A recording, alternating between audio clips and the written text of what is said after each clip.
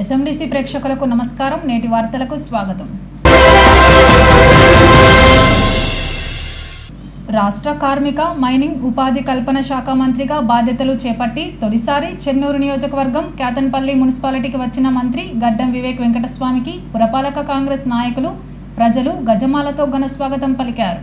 స్థానిక సింగరేణి ఏరియా ఆసుపత్రి చౌరస్తాలో ఏర్పాటు చేసిన సింగరేణి కార్మిక విగ్రహాన్ని మంత్రి ఆవిష్కరించారు. అనంతరం భగత్ సింగ్ నగర్ గంగా కాలనీ మీదుగా సూపర్ బజార్ సెంటర్ నుండి రామాలయం అమరవీరుల స్తూపం వరకు నాయకులు, కార్యకర్తలు మంత్రికి స్వాగత ర్యాలీ నిర్వహించారు. రామాలయం చౌరస్తాలో నిర్వహించిన సభ సమావేశంలో మంత్రి వివేక్ మాట్లాడారు. చెన్నూరు నియోజకవర్గ ప్రజలకు ఇచ్చిన ప్రతి హామీని నెరవేరుస్తున్నానని, మంత్రిగా మరింత బాధ్యత పెరిగిందని పేర్కొన్నారు. రాష్ట్రంలో నెంబర్ 1 నియోజకవర్గంగా చెన్నూరు తీర్చిదిద్దుతానని హామీ ఇచ్చారు. అర్హులైన ప్రతి ఒక్కరికి ప్రభుత్వ సంక్షేమ పథకాలను అందజేస్తామని తెలిపారు. ఇచ్చిన మాట ప్రకారం కేతన్పల్లి ఫ్లైఓవర్ బ్రిడ్జిని ప్రారంభించామన్నారు. కేతన్పల్లి ప్రజలకు నీటి కష్టాలు లేకుండా చేస్తానని, రోడ్లు, డ్రైనేజీ, వీధి దీపాలు, ఇతర అభివృద్ధి పనులు పట్టణంలో కొనసాగుతున్నాయని తెలియజేశారు. పేద విద్యార్థులకు ఉచిత విద్యను అందించడంతో పాటు అన్ని రకాల సౌకర్యాలను కల్పిస్తామన్నారు. త్వరలోనే శ్మశాన వాటిక, డంపింగ్ యార్డ్ నిర్మిస్తామని, జీవో నెంబర్ 76 ద్వారా సింగరేణిలో ఇండ్లు నిర్మించుకున్న వారికి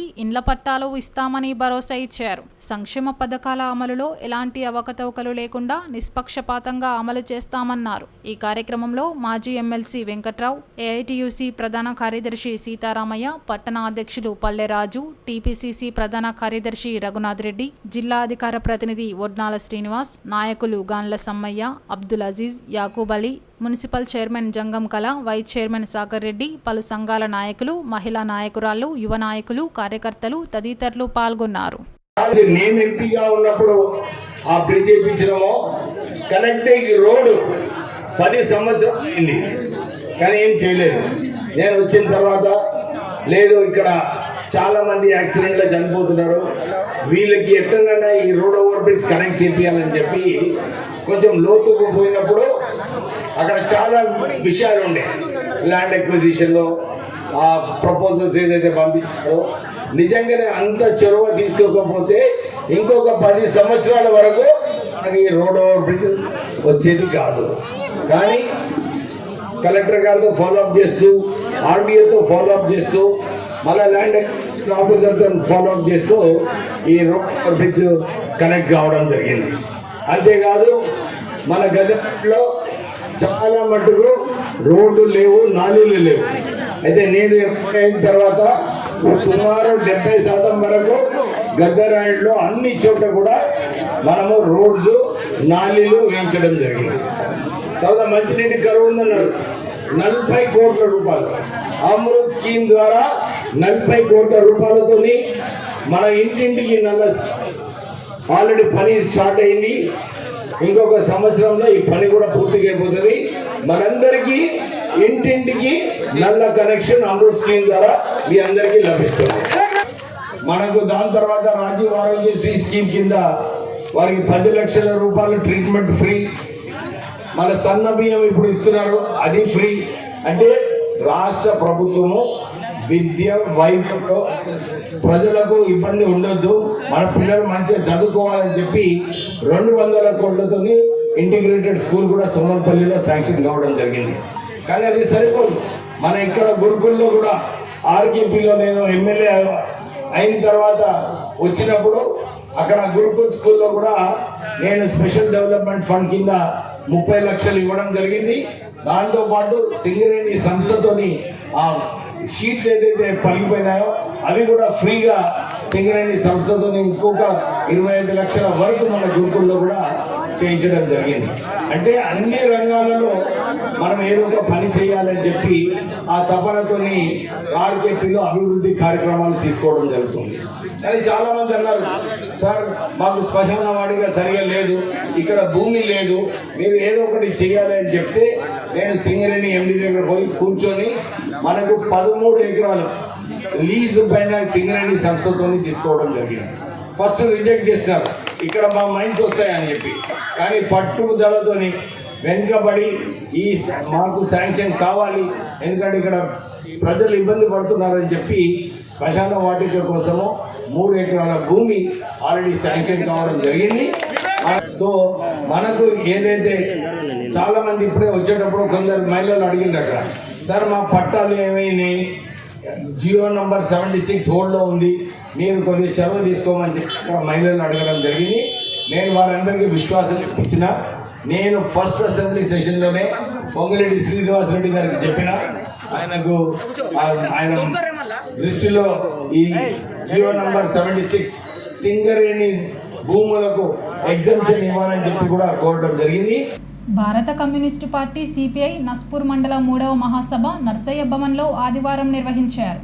ముందుగా గోదావరి కాలనీ షిర్కే సెంటర్ నుండి నర్సయ్య భవన్ వరకు భారీ ప్రదర్శన ర్యాలీ నిర్వహించిన అనంతరం నర్సయ్య భవన్లో మహాసభ నిర్వహించారు. పార్టీ పతాకాన్ని సీనియర్ నాయకుడు లచ్చిరెడ్డి ఎగరవేసి అమరవీరులకు నివాళులర్పించారు. మహాసభకు ముఖ్య అతిథులుగా సిపిఐ జాతీయ కార్యవర్గ సభ్యులు చాడ వెంకటరెడ్డి, రాష్ట్ర కార్యదర్శి వర్గ సభ్యులు కె శంకర్ హాజరై మాట్లాడారు. కాంగ్రెస్ ప్రభుత్వం సంక్షేమ పథకాలు అందించడంలో విఫలమయ్యారని, 6 గ్యారెంటీల్లో 3 గ్యారెంటీలు మాత్రమే అమలు చేశారని, రైతులకు, కార్మికులకు, మహిళలకు సంక్షేమ పథకాలు అందించడంలో అలసత్వం వహిస్తున్నారని ఆరోపించారు. ఇప్పటికైనా మిగతా 3 సంక్షేమ పథకాలు ప్రజలకు అందించాలని డిమాండ్ చేశారు. దేశంలో కేంద్ర ప్రభుత్వం కగార్ ఆపరేషన్ను వెంటనే నిలిపివేసి వావోలతో చర్చలు జరపాలని డిమాండ్ చేశారు. రాష్ట్ర మహాసభలు ఆగస్టు నెలలో మెడ్చల్లో 22, 23వ తేదీలలో జరుగుతున్నాయని అన్నారు. జాతీయ మహాసభలు పంజాబ్ రాష్ట్రంలో చండీగఢ్లో సెప్టెంబర్ మాసంలో జరుగుతాయన్నారు. ఈ కార్యక్రమంలో సిపిఐ జిల్లా కార్యదర్శి ఆర్ లక్ష్మణ్, ఏఐటియుసి జిల్లా అధ్యక్షులు మేకల దాసు, మండల కార్యదర్శి జోగుల మల్లయ్య, జిల్లా కార్యవర్గ సభ్యులు రేగుంట చంద్రశేఖర్, కె వీరభద్రయ్య, లింగం రవి, ముస్కె సమ్మయ్య, ఎస్కే బాజీ సైదా, రేగుంట చంద్రకళ, మొత్కూరు కొమరయ్య, ఎండి అఫ్రోజ్ ఖాన్, దొడ్డిపట్ల రవీందర్, మొగిలి లక్ష్మణ్ తదితరులు పాల్గొన్నారు.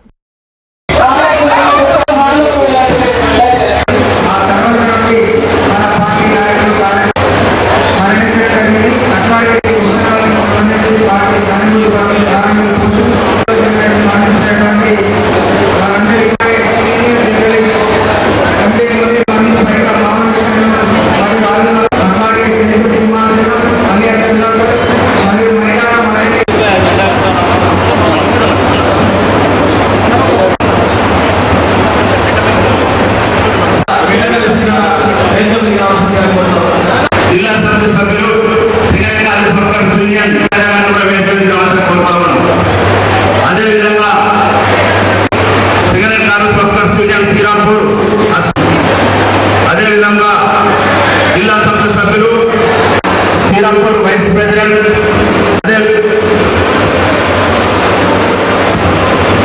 అదేవిధంగా సిపిఐ జిల్లా సభ్యులు సింగాపూర్ పట్టణ కార్యదర్శి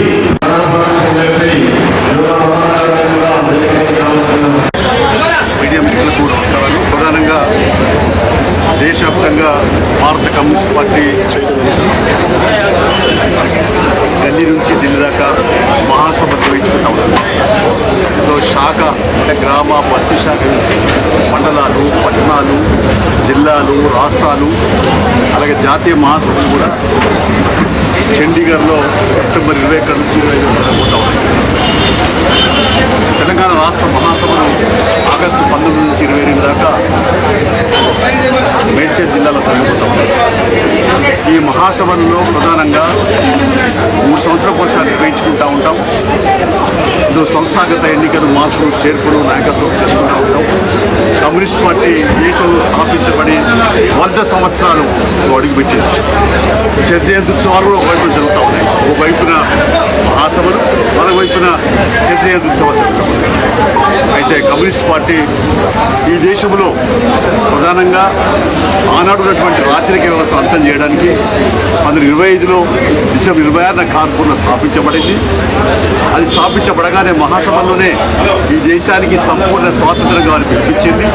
రాచరిక వ్యవస్థ అంతం కావాలని పిలిపించింది. దున్నేవాడికి భూమి కావాలని, శ్రమకు తగ్గ ఫలితం రావాలని, ఈ అణచివేతలు పోవాలని, నియంతృత్వం పోవాలని, ఈ దురతనాలను మిడవంచి మరి ఇచ్చాకరి బానిసత్వం రద్దు చేయడంలో ప్రధాన పాత్ర పోషించి మరి దేశానికి స్వాతంత్రం రావడంలో కీలక పాత్ర పోషించింది భారత కమ్యూనిస్ట్ పార్టీ. అందులో తెలంగాణలో నైజాం రాజకీయ వ్యవస్థను అంతం చేయడానికి తుపాకీ పట్టిన పార్టీ సిపిఐ. సాయుధ పోరాటం నిర్వహించినటువంటి పార్టీ. వేలాది మంది 4,500 అస్తం చేసినటువంటి. అలాగే 10 లక్షల ఎకరాల భూములు వంచినాం. 4,500 మంది ప్రాణాలు పోగొట్టుకున్నట్టు. అయితే దేశంలో రాజకీయ వ్యవస్థ అంతమైంది. ప్రజాస్వామ్యం పేరుతో పరిపాలన సాగుతుంది. ఈ మధ్య మనం చూస్తూ ఉన్నాం. డాక్టర్ బిఆర్ అంబేద్కర్ రచించిన రాజ్యాంగం కూడా అమలు కావట్లేదు. దాన్ని అనేక ఉల్లంఘనలు చేస్తూ ఉన్నాం. 11 సంవత్సరాలుగా నరేంద్ర మోడీ అధికారంలోకి వచ్చిన తర్వాత పూర్తిగా పౌర హక్కులను కాపాడుతూ ఉన్నారు. దాన్ని ప్రశ్నించే గొంతుకలు నొక్కేస్తూ ఉన్నారు.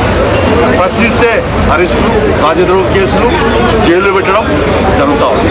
ఇంకోవైపున ఈ 2026 మార్చి వరకు మొత్తం మావోయిస్టులు అంతం చేస్తామని చెప్పేసి హోంశాఖ మంత్రి అమిత్ షానే ప్రకటించడం అంటే పూర్తిగా రాజ్యాంగ ఉల్లంఘనకు పాల్పడమే కాదు, ఓ రకంగా అంటే కాదు చెప్పడమే, ఊటకు ఎన్కౌంటర్లే, అణచివేతలే ప్రశ్నించే పరిస్థితి అది. సరే, వాళ్ళ మార్గం ఎట్లా ఉన్నా వాళ్ళు కూడా శాంతి చర్చలకు సిద్ధమన్నారు. మేము మాట్లాడతాం శాంతి చర్చలు అంటే కూడా ప్రభుత్వం కనీసం కనికరించకుండా మా దేశ పౌరులు, మా ఊళ్ళు, మా పౌరులు, మన వాళ్ళు అనే భావం లేకుండా మరి అలా కాల్చడమే ధ్యేయంగా దండకారణ్యంలో అందరూ ఆపరేషన్ కగారు పేరుతో కరేగుట్లలో కాల్చే నిర్దంతాలు అనేక అప్పుడు కేసీఆర్ మొదలుకొని అనేక మంది వాళ్ళ మావోయిస్టు ప్రధాన కార్యదర్శితో సహా అందరినీ నాయకత్వాన్ని చంపేసిన పరిస్థితి ఇస్తూ ఉంటే ఇవాళ ప్రజాస్వామ్యం ఉందా ఈ దేశంలో అనేటువంటి ప్రశ్న ఉదయిస్తుంది, ప్రశ్న ఉంటుంది. అందుకనే వాళ్ళ మావోయిస్టులు అంతమంటారు, రేపు కమ్యూనిస్టులు అంతమంటారు, రేపు ముస్లింలు అంతమంటారు, లేకుంటే ఓన్లీ హిందూయిజం, హిందూ సెంటిమెంట్స్ మీదనే హిందూ రాజ్యం అంటారు.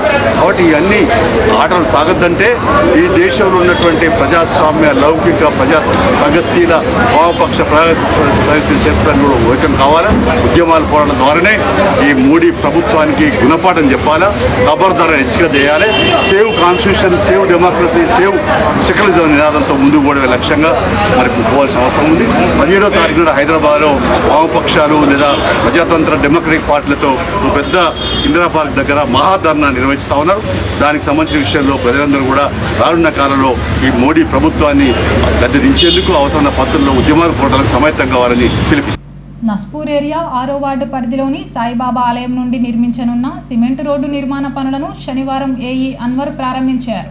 సాయిబాబా ఆలయం నుండి ఆర్కేట్ కాలనీ వరకు 5 లక్షల డిఎంఎఫ్టి నిధులతో నిర్మించనున్నామని ఆయన పేర్కొన్నారు. ఈ కార్యక్రమంలో మాజీ కౌన్సిలర్ పూదరి కుమార్, నాయకులు మహంకాళి విమల రమేష్, ఇరుకు నాగేంద్ర, గండు మల్లయ్య, మాజీ వార్డు సభ్యులు గడ్డం శంకర్, యూత్ నాయకులు మోలుగురి రమేష్, బొజ్జ ప్రణయ్, పండ్రాల వెంకటేష్, పూదరి కృష్ణ, రామగిరి మల్లయ్య, రుద్రారపు ఎల్లయ్య, లక్ష్మారెడ్డి, వేముల తిరుపతి, కొండపాక రాజయ్య, అయితే రాజమౌళి తదితరులు పాల్గొన్నారు.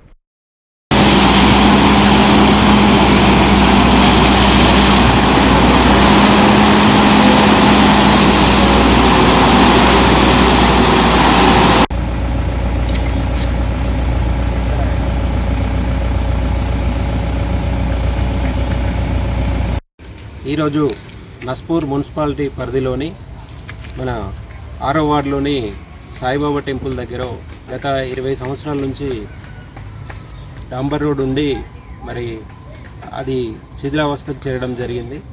మరి దాన్ని దృష్టిలో పెట్టుకొని గౌరవ ఎమ్మెల్యే ప్రేమ్ సాగర్ రావు గారికి తెలియజేయడం జరిగింది.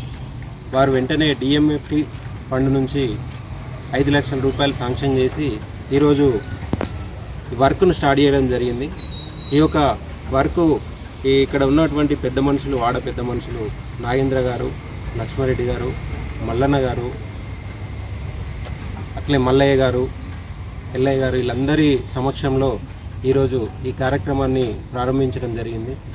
మరి రానున్న రోజులలో కూడా గౌరవ ఎమ్మెల్యే ప్రేమ్ సాగర్ రావు గారి ఆధ్వర్యంలో అనేక అభివృద్ధి కార్యక్రమాలు చేపడతామని తెలియజేస్తూ మరి ఈ యొక్క 6వ వార్డు అభివృద్ధి పదంలో ముందుకు తీసుకుపోవడం మరి గత 5 సంవత్సరాల క్రితం నేను కౌన్సిలర్గా గెలిచినప్పటి నుంచి కూడా ప్రతిదీ కూడా ప్రజలకు అందుబాటులో ఉండి అన్నింటినీ కూడా పరిష్కరిస్తూ, అన్ని సమస్యలను పరిష్కరిస్తూ మరి ఎప్పుడైతే ప్రేమ్ సాగర్ రావు గారు గెలిచారో మరి వారి వెన్నంటే ఉంటూ మరి వారు మాకు తోడ్పాటుగా ప్రతి ఒక్క విషయాన్ని మేము వారికి చేరవేస్తూ మరి ప్రజలకున్న సమస్యలను వెంటనే తీర్చే విధంగా మేము చర్యలు తీసుకోవడం జరుగుతుంది.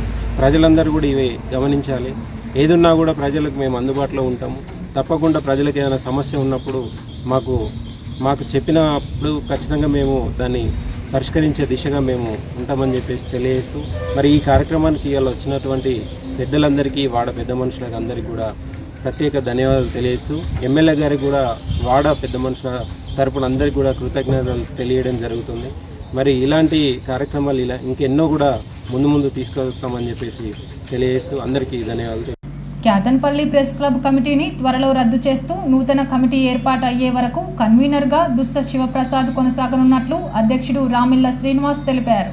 స్థానిక శిశుమందిర్ పాఠశాలలో క్లబ్ ఆధ్వర్యంలో ఏర్పాటు చేసిన సమావేశంలో కన్వీనర్ మాట్లాడారు. ప్రజాప్రతినిధులు, స్వచ్ఛంద సంస్థలు, పలు కుల సంఘాల నాయకులు ప్రెస్ క్లబ్కి సహకరించాలని కోరారు. అంతకుముందు ఇటీవల మృతి చెందిన సీనియర్ పాత్రికేయులు మునీర్కి సంతాపం తెలుపుతూ 2 నిమిషాలు మౌనం పాటించారు. ఈ సమావేశంలో నమస్తే తెలంగాణ విలేకర్ కలువల శంకర్, పాత్రికేయులు సుభాష్, నారాయణ తదితరులు పాల్గొన్నారు. अमर है अमर है अमर है अमर है जोहार जोहार। క్యాతన్పల్లి ప్రెస్ క్లబ్ మిత్రులందరికీ నమస్కారం. ఈరోజు ఈ సంఘం భవిష్యత్ కార్యక్రమాల కోసం ఇతరత్ర సంఘాన్ని ఎలా ముందుకు తీసుకెళ్లాలనే అంశంపై నన్ను కోఆర్డినేటర్గా ఎలక్ట్ చేసుకున్నందుకు అందరికీ ధన్యవాదాలు. అలాగే రామకృష్ణాపూర్లో చాలా కాలంగా పాత్రికేయ రంగానికి సంబంధించి సేవలు అందిస్తున్నాను. ఇదే సమయంలో క్యాతన్పల్లి ప్రెస్ క్లబ్కి సంబంధించి కొన్ని నియమ నిబంధనలతో కూడిన వ్యవహారాలను లేదా జర్నలిజం తరగతులకు సంబంధించిన అంశాలను వీళ్ళు ముందుకు తెచ్చి సంఘ భవిష్యత్తు కోసం ఉండాలంటూ వాళ్ళు ఆహ్వానించడంతో ఈ సమావేశానికి రావడం జరిగింది. ఇక్కడ నన్ను కోఆర్డినేటర్గా నియమించుకున్నారు. వారికి ధన్యవాదాలు.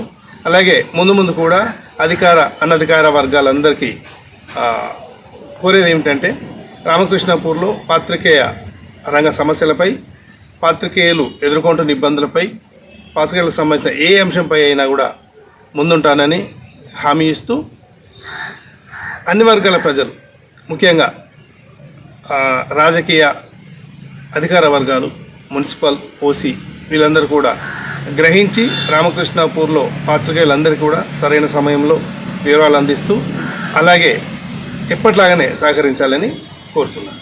మీడియా సమావేశం నిర్వహించడం జరిగింది. దానికి ముందుగా మన మిత్రులందరికీ ధన్యవాదాలు తెలియజేస్తూ భవిష్యత్తులో జరిగే కార్యక్రమాలు ఇంకా ముందుకు సాగుతాయని, పూర్తి కమిటీని ఏర్పాటు జరుగుతుందని, అందుకు సీనియర్ జర్నలిస్టులు సహకరించాలని, దీనికి కోఆర్డినేటర్గా మా సీనియర్ జర్నలిస్టు నినాదం స్టేట్ బ్యూరో అయిన శివప్రసాద్ అన్న గారిని నేతృత్వంలో జరుగుతుందని మనవి చేస్తున్నాను.